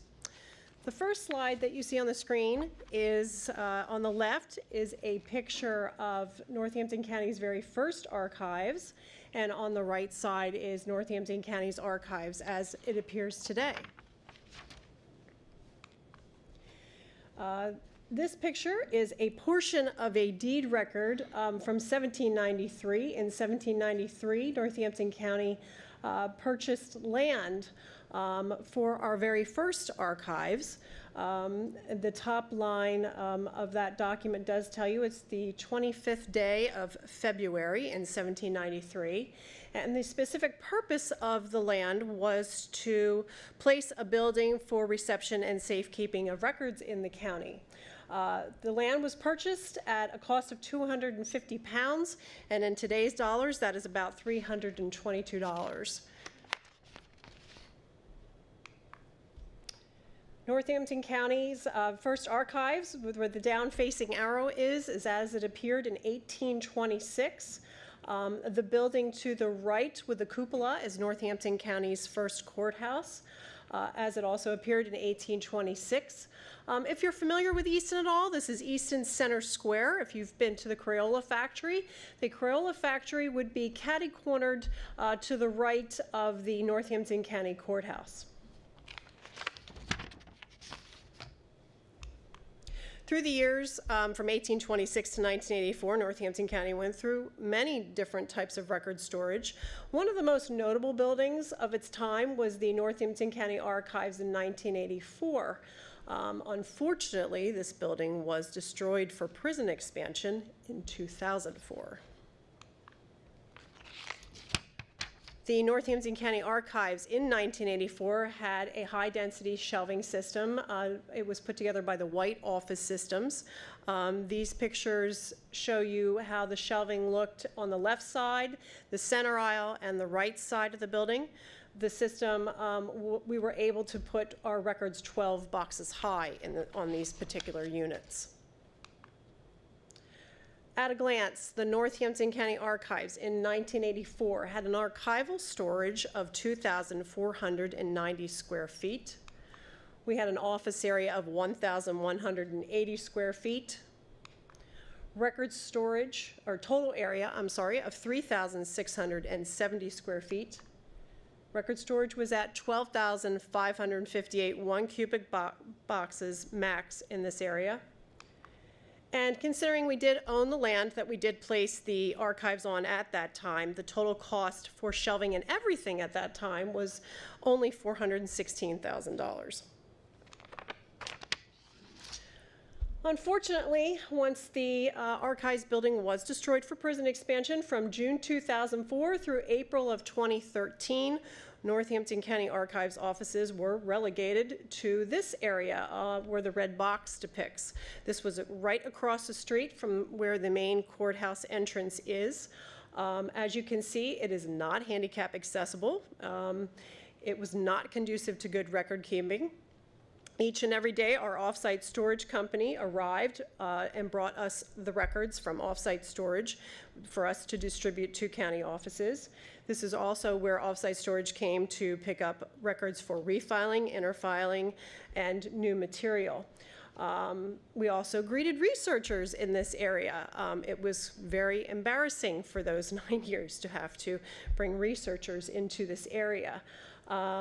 This was shared office space to the left side of that first floor with our county's print shop, and the top floor with our county's controller's offices. Thankfully, in April of 2013, we dedicated our current archives building. These pictures were taken by Datum Filing Systems. This is the archives as it appears today, and our record storage area. There are 3 pictures there noting it on the right side. So you might be asking yourself, how did you get where you're at today? Well, not without a lot of blood, sweat, and a lot of tears on my part. The general search criteria we obtained from the Pennsylvania State Archives many years ago. We used criteria and building specifications from our 1984 archives building. We did site visits to at least 40 to 50 different building and land sites from 2003 through 2011. We had lots of discussions with our County Records Improvement Committee. Questions, emails, phone calls to the Pennsylvania State Archives, specifically to Jerry Ellis and Susan Hartman at the time. Sometimes I would call them, I would give them a day's notice. They would drop everything and come to my rescue when I said, well, the administration's taking me on another tour of another building site. And they were very kind enough to drop everything to do that. Questions and a site visit to York County's archives. Christy Depew was very helpful to us. I consider her, the way she keeps records at York County, to be the gold standard of how we all should keep county records. Once we had a building that we felt was conducive to good record keeping once again in our county, we worked with a local architectural company to do a feasibility study. Once that feasibility study was completed, we went back to our county records committee for approval. We are a home rule charter county, one of the few in the state, and we went to our county council for approval. We then went through our county's bidding and award process, then to the remodel and the completion of the building. So in the area of general search criteria, this was our general search criteria: location, site, and structure, environmental, fire protection and security, record storage, loading, receiving, and shredding areas, shelving, research room, director and staff offices, common and miscellaneous areas. This was all criteria that we used as we went and looked at those 40 to 50 different building and land sites. So in the area of location, site, and structure, we wanted a building that would have adequate space, not just for our record storage, but also for our office space requirements. The buildings that we looked at, we wanted them to be sufficient for both a building, if it was going to be a building that we constructed, which we ended up not doing, but the building would have to have paved parking and include disabled vehicle parking. The site would have to be level. A one-story functional arrangement with one main entrance to the building was what we preferred to have. The floors obviously would need to accommodate the heavy concentrated loads for a record storage system. Easy commuting distance from our main courthouse and county satellite offices, as we do keep active records. And we are constantly going to our courthouse as well as our satellite facilities with our active records. Good highway access was also very important for the public to be able to come and visit us. In the area of environmental, for fire protection and security, well, we would need the environmental conditions to be suitable for the preservation of a variety of historical records as we keep them back to when our county began in 1752. The storage areas and the office areas we knew would have to serve from separate HVAC systems, climate control at the current recommended standards, no windows in the record storage areas. NFPA standards would have to be followed. The facility would have to be designed with minimal outside entrances, and the physical security design of the building would have to have a clear division between public and non-public areas.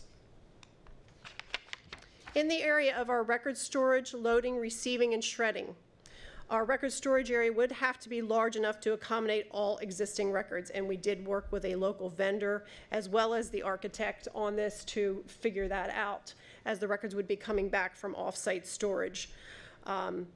The loading dock and record storage areas would have to have good telecommunication and computer access. Our loading dock would serve a multifunctional purpose for the receiving of records, loading of records for use off-site, and shredding of records in this area. We also wanted it to have a suitable overhang for moving records out of this area during inclement weather. Our shelving, we preferred to have at least 7 to 10 box high. If you recall in the previous slide, I said that the first building that the first building that I worked in 1984, that building had 12 boxes high. But when we were eyeballing the area, we were hoping to have ceiling heights to at least accommodate 7 to 10 boxes high. I believe, Christy, you're 7 boxes high, yeah. Which, when I went to see that's wonderful because it's very accessible. As we know, mobile systems can save us over 50% of floor space. Aisle widths in our situation were chosen by the shelving vendor. Our research room, office, common and miscellaneous areas. When we looked at buildings, we wanted to be able to have a room for researchers, for them to be able to obviously review records. A research room would have to be adjacent to office areas and be visible to our archival staff for security reasons. No public access to any of the record storage areas should be available from the research room. Director and staff offices would be close to the record storage area for quick access. Our common area would include restrooms for the public as well as our personnel and a staff lunchroom. The miscellaneous areas would include an office supply, copier room, and I did not mention there an IT room area as well. So once we found a building that we thought would actually work, we then did our feasibility study, and that criteria included in the area of civil and site, zoning ordinance, and permit requirements. In the area of architectural, the interior layout would have to be reconfigured, as the building that we chose had a little too much office space, so we maneuvered that around in this area to make more record storage space with a separate public area from the staff and records areas. The slab thickness had to be tested so that we knew that it would work for the record storage system that we were going to choose. Our HVAC system had to meet climate control requirements, so that needed to be reconfigured. Electrically, we had to upgrade lighting and power in support of HVAC modifications. We also had to expand our telephone and data service and our security monitoring. We had to upgrade the fire protection and sprinkler system, and testing and inspection of the area for environmental and hazardous material. Our HVAC system, as you can see in this photo here, shows 3 10-ton cooling and heating units. The very unit at the top of your screen and the unit in the middle each serve 1/2 of the records storage area. The unit in the front depicts the unit that takes care of our office area. As you can see, the units are buffered by structures above them there. Our very first winter was slightly harsh, and as snow and ice came off of the roof, it did scar, as you can see that first unit, it did scar it a bit. So to prevent further damage, our maintenance department was kind enough to place those structures that you see there for any future damage. The units are manufactured by York under Johnson Controls. Our temperature is maintained at the recommended standard all year round. Each unit is capable of 244,000 BTUs maximum per hour and 140,000 BTUs minimum per hour. The units are monitored in-house by our county's maintenance department using the Medisys computer system to ensure that they are working properly and keeping temperature and humidity at optimum levels all year round. Our county's maintenance department does perform routine quarterly maintenance checkups, including filter changes. Our fire protection system. In the area of the sprinkler system specifically, it is a pre-action type of sprinkler system. It's designed to minimize the possibility of accidental discharge of water. Pre-action system does employ automatic sprinklers attached to a dry piping system, along with a supplemental heat detection system, which is more sensitive than the automatic sprinklers. Upon activation of the heat detection system, a signal is then sent to open the sprinkler system alarm valve. Allowing water to flow into the piping system, it does remain until activation of the sprinkler heads by the heat of the fire, allowing water to discharge from the system. We do follow NFPA codes with this system. In addition, our building is equipped with smoke detectors and notification devices to inform inhabitants if there is an alarm condition. Security, we have 24/7, 365 days a year surveillance. The cameras aren't only monitored by an outside company, but they are also seen on the desktops of my staff as well as our sheriff's department. In addition, the system has various perimeter intrusion sensors and interior motion detectors. Our shelving system, as you can see there, We ended up, as I said on a previous slide, we preferred 7 to 10 boxes high. We ended up with a system that is 11 boxes high. So not quite as tall as our previous system of 12 box high. We have a Mobile Track 5 high density storage system. If everything was boxes in the entire, on the units, we would be able to put over 30,000 boxes on the units. We do store both permanent and temporary records on the shelving units. Currently, the total amount of space that we are using in storage equates to 76% non-impound, 8% impounded records. 16% of what we are utilizing in the record storage units is 16% books and maps.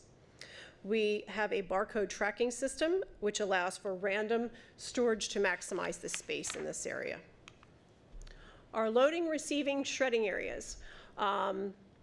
The first picture at the top left shows the white door, which leads to the outside of the building. The picture in the center shows a steel door, which is safeguards the records from the loading dock area to the record storage area.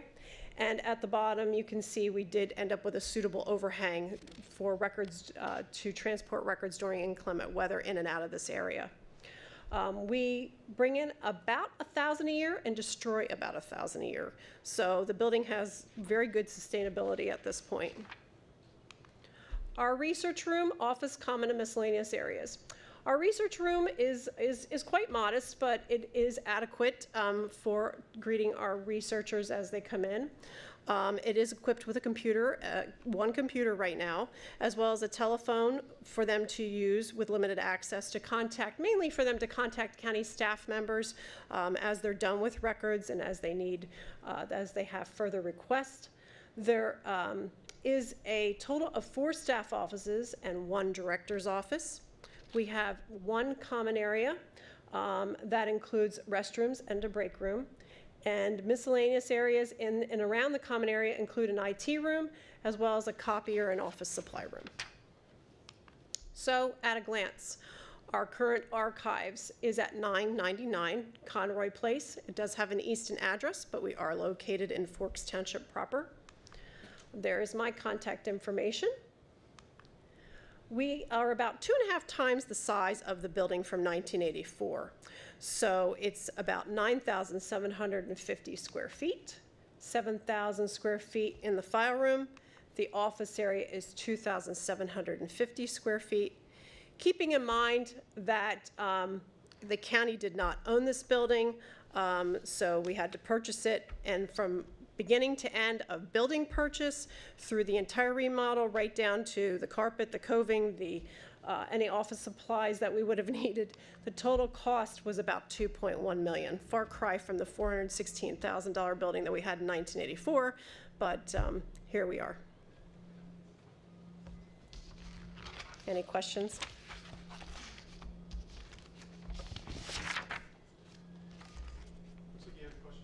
Oh, I'm sorry.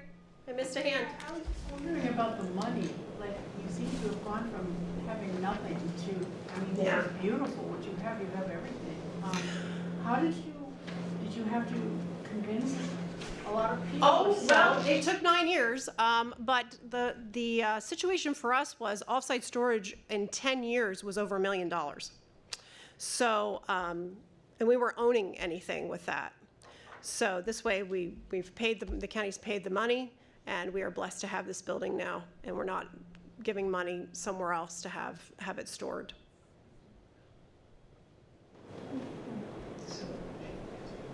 Renee, it looked, the photo, it looked like you just had a single bay loading dock, is that correct? We do just have a single bay loading dock, but we're able to actually put upwards of about 350 boxes of records in this area. When you're talking boxes of records, not necessarily books or maps or things like that. But yeah, we have about, I'm trying to think, I think we have about 9 pallets we can actually put in this area at one time. So, and we're a group of 5 staff women, so we don't, when we load the pallets, we don't try to overload them, so. Yeah, I was just wondering if that's ever a choke point with No, records no. incoming. No, we schedule things with the offices directly so that we stagger things so that we don't end up overflowing in here for any reason. Yeah. Anything else? Thank you.